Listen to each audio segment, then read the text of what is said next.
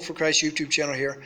For those of us who try to keep track of the Hebrew calendar to follow the feasts of Yahweh the Creator, Nisan is the first month of the year, which I personally believe is March, and Aviv is the spring season, which consists of 3 months: March, April, and May. So if you want to keep the feasts properly, Passover should be in March, not in Aviv, because Aviv is not a month, it is a season. So some folks are saying, well, Aviv is April, and April is when Passover is. But no, Aviv is a season, so Passover should be in the month of Nisan and in the season of Aviv. So March should have been Passover. By my calculations, the first day of Nisan was March 12th. 14 days into Nisan was March 26th. On March 26th was a perfect, beautiful full moon. And now we are in the second month of Aviv, which is April. I know many people are doing Passover this month. If you are, I believe you missed it by a month, but don't let that deter you. Still do it. Still do the Passover to the best of your ability and the best of your knowledge.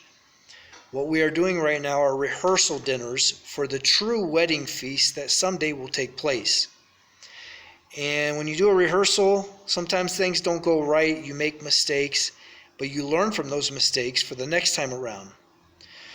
So again, even if you've missed Passover in March, go ahead and do it this April and learn from this and seek Yahweh to show you and guide you and lead you and direct you, that next year you'll do it on the right day, on the proper day. Now, I personally believe if you are doing Passover on the right day, it should take place on a Tuesday.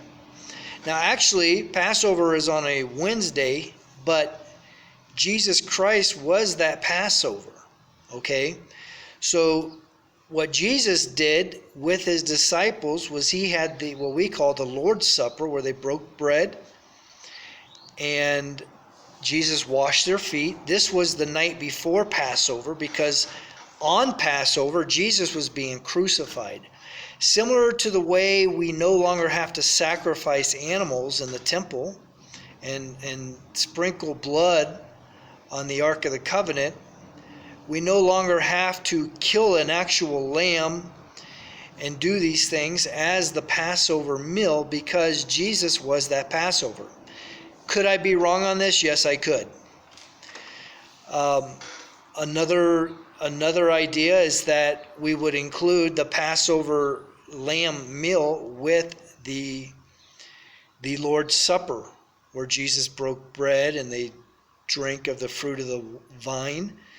So we would maybe combine these on Tuesday night, knowing that the next night is a solemn night where Jesus was being crucified.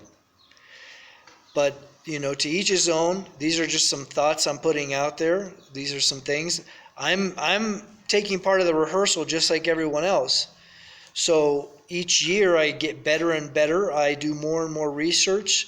Yahweh reveals more and more truth to me.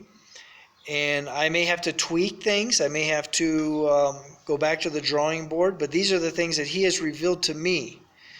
And so I'm just sharing what he's revealed to me in hopes that maybe it'll help somebody else out there who's seeking. If you seek, you shall find, right? And that's the important thing, is that we're all seeking together. We're all doing our best. It was kind of like when I started to keep the Shabbat, the Sabbath. I didn't really have a clear understanding. I just kind of stepped out in faith.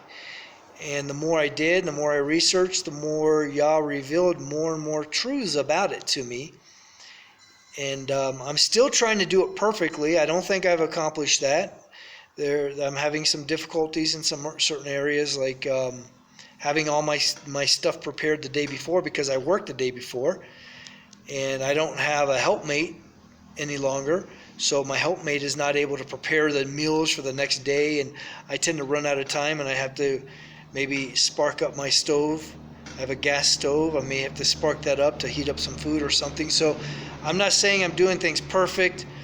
The garbage man comes on Shabbat, so if I don't have my trash out there or I don't get my garbage can, it's in the way. But I am working these things through. I am in prayer about them. I am asking Yah to show me and help me.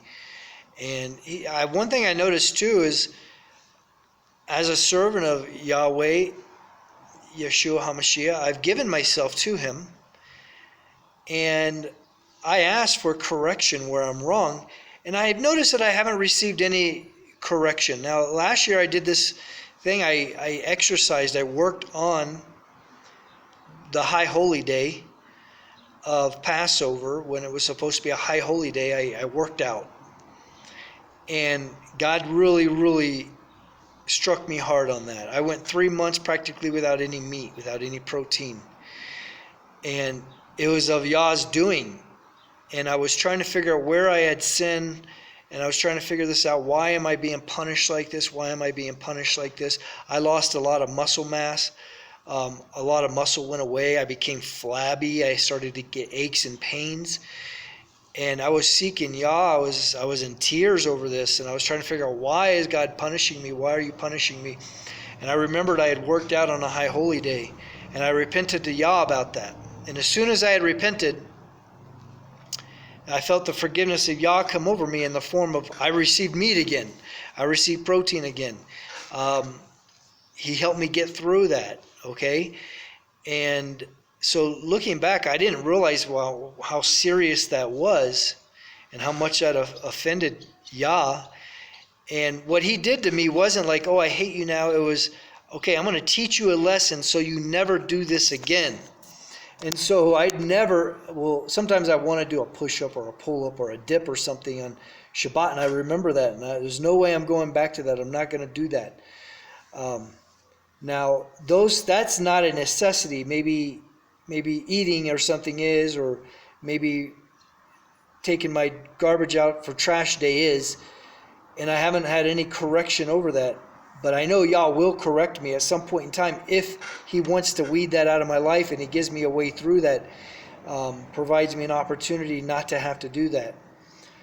So, I'm very attentive to what Yah is trying to speak into my life and trying to direct me. I always say it's like having your ear to the railroad track. You can hear the train coming. If you're paying attention, there's signs. Like when a storm's coming in, you can start hearing the horses in the distance make their sound, yee, right? When there's a fire coming, you can see the animals. They react to the fire coming. You see the animals, the deer running, the rabbits, and you're like, if you're paying attention, you know what to look for. You say, okay, this isn't a good sign. The ancients, like the ancient natives to Florida, they could tell when there was a hurricane coming. Now we rely and depend on the media telling us there's a hurricane brewing, and the tip of Africa somewhere, and it's making its way. But they could tell by observing nature around them when a hurricane was coming and when it was time to get out of there. And so that's kind of the same thing with seeking Yahweh. It's being very attentive to what he's saying, looking in the sky, looking for signs, paying attention to that first sliver of the moon. And some people confuse the last sliver of the moon with the first, right? And then they say, oh, this is the first day, but then they don't realize there's a period of 3 or 4 more days before the actual new moon occurs. And I know some people were going by the eclipse. Well, the eclipse is blocking out the sun. That must mean the new moon is here. But no, that wasn't the new moon. We had to wait.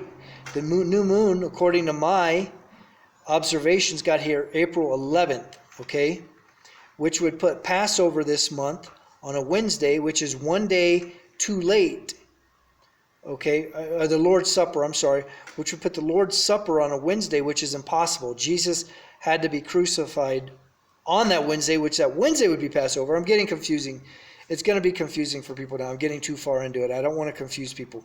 So anyways, let me just backtrack a little bit and just say, Um, if somebody's seeking God on information on the calendar, then I hope this information that this little bit of information that I provided today will help them. Yah bless everyone in the name of Yeshua HaMashiach, Jesus Christ. Amen.